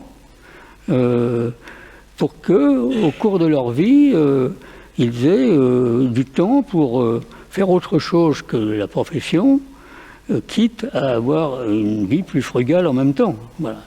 Or, actuellement, alors il faut que ça soit organisé par l'entreprise, il ne faut pas bien sûr désorganiser la production, je ne fais pas un droit individualiste, c'est quelque chose à organiser collectivement, mais que au cours de la vie, demain, notamment les cadres, travaillent pendant une certaine période à temps partiel, prennent des périodes sabbatiques, ça me paraîtrait normal. Et là, on a bien un choix, et là, on est dans la décroissance choisie, là, qui est valable.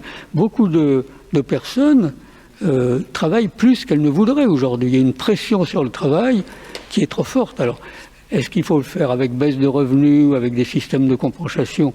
On peut en discuter, bien sûr. Est-ce qu'il faut... Bon, mais la question de la régulation du temps est devenue aujourd'hui fondamentale. C'est profondément écologique. Hein. Voilà, donc plus de temps... voilà. Et puis, alors je voudrais dire un mot sur la question... pardon si je prends un peu de temps, mais c'est vraiment important ça. La question, comment est-ce qu'on va faire, au fond? Est-ce qu'on va faire de la réglementation et des taxes, ou est-ce qu'on va faire du rationnement? Voilà un vrai débat que nous souhaitons ouvrir au Pacte civique. C'est-à-dire, l'idée du rationnement, c'est de dire les entreprises, peu à peu, vont faire carbone sur facture. C'est-à-dire que chaque fois que vous achèterez un bien, vous saurez l'émission de CO2 qu'il y a dessus. Et chacun aura, à côté de sa carte vitale, une carte CO2.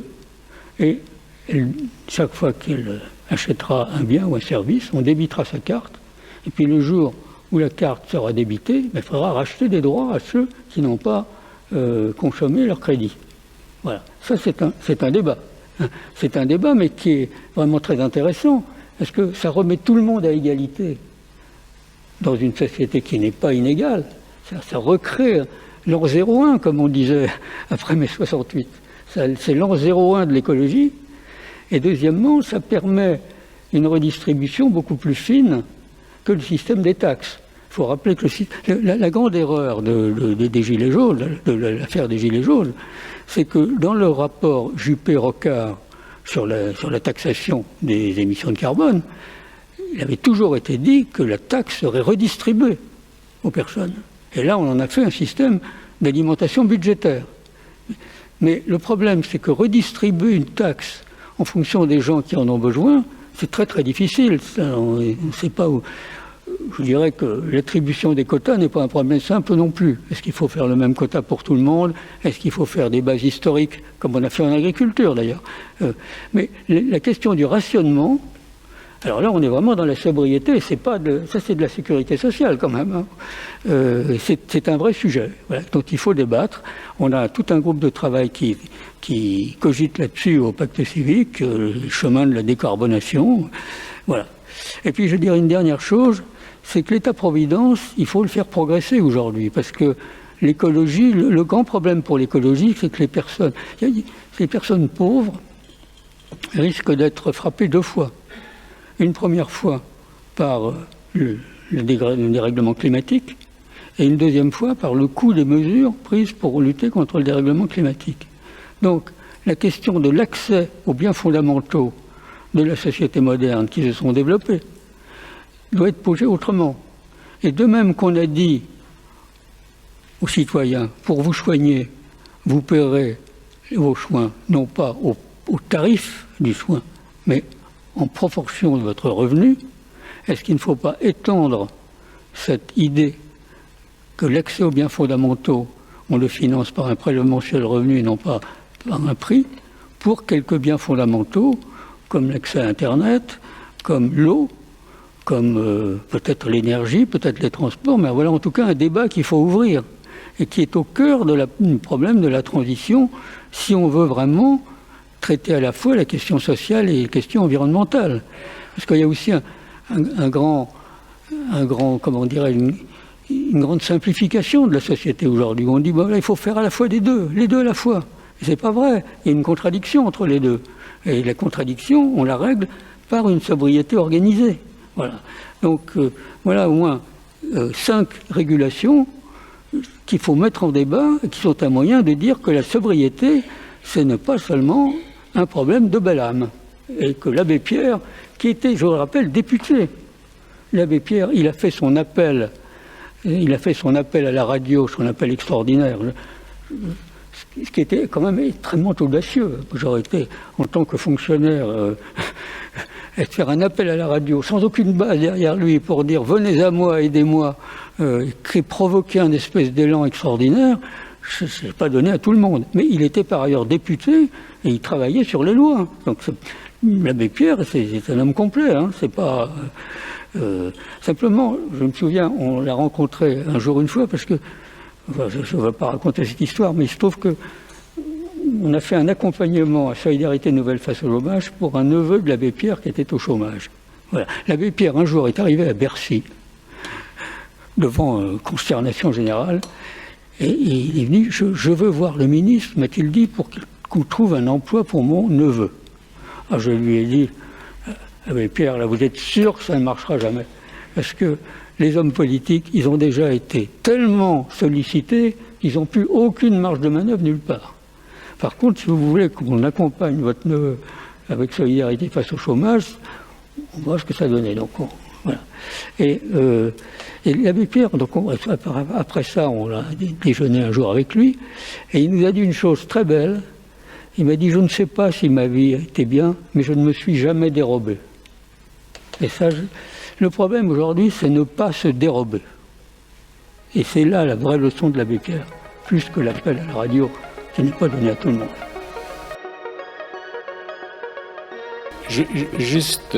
Je trouve que ce débat passionnant et intéressant est un débat, disons, franco-européen. Mettez-vous à la place des États-Unis au jour d'aujourd'hui. Parler de sobriété avec M. Trump, mais on rigole. Mettez-vous dans la place des Africains. Parler de sobriété, à part Pierre Rabhi qui parle de sobriété heureuse, personne n'en parle. Mettez-vous même en Chine. Parlez donc de sobriété. Non. Donc c'est un débat passionnant, mais très très franco-européen.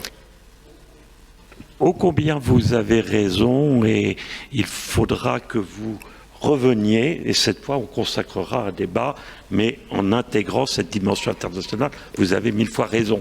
Donc, les Chinois sont très conscients du dérèglement climatique dont ils vont souffrir. Les Africains aussi, à cause de la sécheresse. Il y aura des millions de morts, si vous voulez. Et donc, il ne faut pas croire qu'il y a que les Européens qui se font des soucis pour ça. Non, ça, je crois que c'est pas vrai. Simplement, comme nous sommes un pays plus riche, on a davantage de marge de manœuvre, évidemment. Et au fond, c'est tant mieux. Et sur le sens qu'il me semble qu'il y a une vraie divergence entre vous. Vous disiez que vous étiez d'accord. Je pense que vous n'êtes pas d'accord. Il y a une différence dans le sens que vous dites, M. Comte-Sponville, la sobriété, etc. Mais Jean-Baptiste de Foucault fait un principe de gouvernement, ce qui est tout à fait différent, parce que c'est accepter que la démocratie se dote de ce principe comme gouvernement, ne serait-ce que pour mettre en place une planification écologique, pour aligner tous les acteurs, et que ce ne soit pas simplement le fait des individus, ou le fait d'un pouvoir qui, à un moment, comme vous avez dit, il faut des contraintes. Si les contraintes ne viennent pas par un système démocratique qui repose sur un principe, elles viendront par entre guillemets, des dictatures, des pouvoirs forts, qui, à ce moment-là, risquent d'imposer des mesures qui seront effectivement des mesures de contrainte, mais qui n'auront pas été décidées démocratiquement. Donc il me semble qu'il y a une question essentielle, qui est celle du rapport entre la démocratie et la transition écologique. Et effectivement, à ce moment-là, ça se télescope avec les exemples étrangers. Et si l'Europe peut avoir un impact sur cette façon de procéder, je pense que ça peut avoir des échos ailleurs. Voilà, je vais répondre à Guillaume Coury tout d'abord. Il faut arrêter, je pense, faire attention de ne pas prêter aux autres la vision qu'on a d'eux. C'est vrai que le Sud global, comme on dit, est exaspéré par les leçons de morale des pays riches. Mais si les pays riches optaient pour une politique de sobriété, je pense qu'ils trouveraient ça plutôt bien. Parce qu'ils verraient que c'est nous qui commençons à faire les efforts plutôt que de leur imposer à nous. Nous sommes en train de faire le même raisonnement sur la question de la pauvreté en France. La tendance est de dire à la sobriété, attention, les personnes en situation de pauvreté, c'est insupportable. On a fait un sondage là-dessus. Et on est en train de faire des entretiens qualitatifs. Ils ne sont pas contre. Ils veulent... parce qu'ils y sont déjà, et pour eux c'est une valeur naturelle. Ils voudraient que les riches la pratiquent davantage, oui. Donc, je pense que la question de la sobriété, elle peut au contraire réunifier pas mal de choses et aider à résorber des écarts culturels et des écarts de vision du monde. C'est là que je rejoindrai la deuxième question, en allant tout à fait dans le sens qui a été dit. Et d'ailleurs, dans notre petit livre du pacte civique sur la sobriété, nous proposons de mettre en débat la question de faire de la sobriété une valeur de la République. C'est-à-dire, il y a la valeur de liberté, d'égalité, de fraternité qui est insuffisamment développée pour nous, puisque c'est une de nos valeurs cardinales, mais pourquoi pas y ajouter la sobriété? Entre nous, j'ai Montesquieu avec moi, là, quand même. C'est quand même pas rien d'avoir Montesquieu-Fourchois. Et pourquoi pas en faire un principe un peu général, qu'ensuite on déclinerait.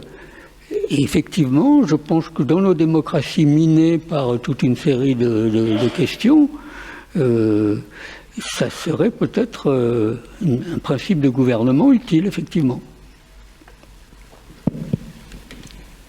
Non, moi je ne suis pas contre en faire un principe de gouvernement si ce principe est adopté démocratiquement. Et donc si on veut que la maxime de la République devienne liberté, égalité, fraternité, sobriété, ça ne me gêne en rien. Je ne pense pas que ça suffise à résoudre le problème. Mais quand on voit ce qu'il en est de l'égalité... Oui, madame. Oui, merci beaucoup pour ce débat. Et puis aussi, quand on sait comment le mot fraternité, même s'il avait été dès la Révolution voulu être intégré par Robespierre, il a mis du temps à être dans la République française, le mot fraternité, puisqu'on l'a eu qu'à la fin 1848, et ensuite sur les murs en 1880. Donc ça a mis aussi du temps. Je parlais de la fraternité, pardon, pour ceux qui n'auraient pas entendu. Merci beaucoup. Moi, j'ai quand même, je rejoins ce qu'a dit Jean-Baptiste sur la question de ne pas parler à la place des autres. Et justement, moi, je savais que c'était plutôt sous l'axe franco-français, mais tous ces termes-là sont aussi à l'international et on les aborde puisque on a les objectifs de développement durable qui rappellent que c'est un langage commun. Jean-Baptiste, tu as rappelé la notion, la phrase du GIEC. Donc tout ça, c'est l'international. Quand on va à l'international, on sait très bien que même dans les pays où j'ai pu aller, mais je ne suis pas là pour parler de moi, les gens s'interrogent sur ce système. Faut pas croire. C'est pas parce que même qu'on a même des problèmes d'eau, des problèmes d'alimentation et tout, qu'on ne s'interroge pas. Et comme le dit, même sur le territoire national, moi j'ai créé une des cofondatrices de droit d'urgence après l'appel, parce qu'on a côtoyé l'abbé Pierre, donc ça date plus de 27 ans, en 95. Donc on s'interroge à chaque fois et on côtoie des personnes qui sont en grande difficulté. Attention à ce système, effectivement, inégalité sociale, inégalité écologique, mais ça ne veut pas dire que les gens ne s'interrogent pas. Ils se disent comment ils peuvent y arriver. Comment bien jour aujourd'hui. C'est vrai que le terme sobriété peut interpeller puisque les gens sont en grande difficulté. Mais puis c'est des fois de la sobriété forcée. Mais comment on amène cela? Parce que tout le monde voit bien qu'on ne peut pas continuer comme cela. Donc merci, je rajoute rien, je bavarde trop. Mais j'étais fort heureux. Ce que je me disais quand même, c'est que ce débat, il devrait être plus sur la place publique et sur la place publique de cette façon, je veux dire, sur les questionnements qu'on a par rapport à ces mots et voilà. Puis dernier, vraiment sur la question de l'entreprise, là pour le coup, Jean-Baptiste, je te trouve bien optimiste sur certains points. La loi Pacte, oui, les objectifs sociaux et environnementaux de l'article 1833, formidable, sauf la mise en œuvre de l'entreprise pose même quelques questions, la raison d'être, et tout ça, c'est un peu du greenwashing, du social et du greenwashing, et société à mission, mais ça existe, et on est heureux. Mais toi qui es un si grand Européen, je pensais que tu allais aborder, merci l'Europe quand même, qui met en œuvre des dispositifs, et je terminerai vraiment là-dessus, mais on est en désaccord avec le système américain sur la question de la double matérialité, intégrer les questions financières et les questions extra-financières. Donc on a un chemin, mais merci quand même l'Europe sur ces sujets. Oui, il y a deux mots qui n'ont pas été prononcés, mais qui, à mon avis, sous-tendaient un certain nombre de remarques qui ont été faites. C'est le mot inégalité et le mot consumérisme. Inégalité entre pays pauvres et pays riches, on le dit, une des remarques dans l'assistance a été là-dessus, c'est fondamental. Inégalité à l'intérieur de nos sociétés riches, oui, et on a parlé des gilets jaunes, évidemment c'est l'inégalité qui est derrière cela, et il y a eu dernièrement le rapport d'Oxfam, un des derniers rapports d'Oxfam, qui souligne que l'inégalité s'est accentuée, d'une part, et que d'autre part, la consommation est le fait d'une minorité. Donc, effectivement, je crois qu'il faut tenir compte de cela. et du consumérisme et de l'individualisme qui va avec. Tant que on ne va pas vers le développement de ces vertus, finalement de la fraternité. Et là, on est dans le positif. Tandis que la sobriété, à mon avis, est teintée un peu de négativisme. Donc, tant qu'on ne va pas vers la mise en avant de ces vertus très positives, je crois qu'on va dans le mur. Merci. Merci. Je m'excuse, j'aurais pu vous demander de vous présenter, mais comme on a passé l'heure, je vais trop rapide et puis je sais que beaucoup d'entre nous se connaissent. Donc nous allons clore cette séance. Je voulais juste rappeler le livre de Jean-Baptiste de Foucauld sur l'abondance frugale. Je rappelle, pour une nouvelle solidarité, et plus récemment, le choix des sobriétés, qui est un ouvrage collectif et qui est en conclusion, et en annexe, Jean-Baptiste de Foucauld a mis, vous y retrouverez certaines de ses idées. Pour ce qui est d'André Comte-Sponville, son œuvre est tellement vaste que, bon, j'ai cité évidemment le petit traité des grandes vertus, que j'imagine la plupart d'entre vous ont lu, le dictionnaire philosophique qui ne se lit pas forcément de la première à la 1000 et quelques pages, mais qui est vraiment si précieux, et plus récemment, je signale, alors dans les deux extrémités du continuum, un ouvrage, bon, certes, qui traite, par exemple, du problème de la fin de vie, que Jean-Baptiste de Foucauld a aussi, sur lequel il a aussi travaillé, mais c'est La Clé des Champs qui est le premier, je crois, le premier chapitre, mais aussi de questions plus personnelles, mais en même temps, ces aspects personnels parlent de nous aussi, donc vraiment je vous recommande La Clé des Champs. Et pour ceux qui n'auraient pas fait de philosophie depuis la terminale, ou très vaguement, alors vraiment, ces présentations de la philosophie qui viennent paraître en poche, sur l'athéisme, sur la liberté, sur la politique, sur la morale, sur la sobriété. Ah non, il y a vraiment de quoi être plus intelligent et plus conscient de la vie que nous menons sur cette planète et peut-être au-delà. Merci à tous et bonne soirée.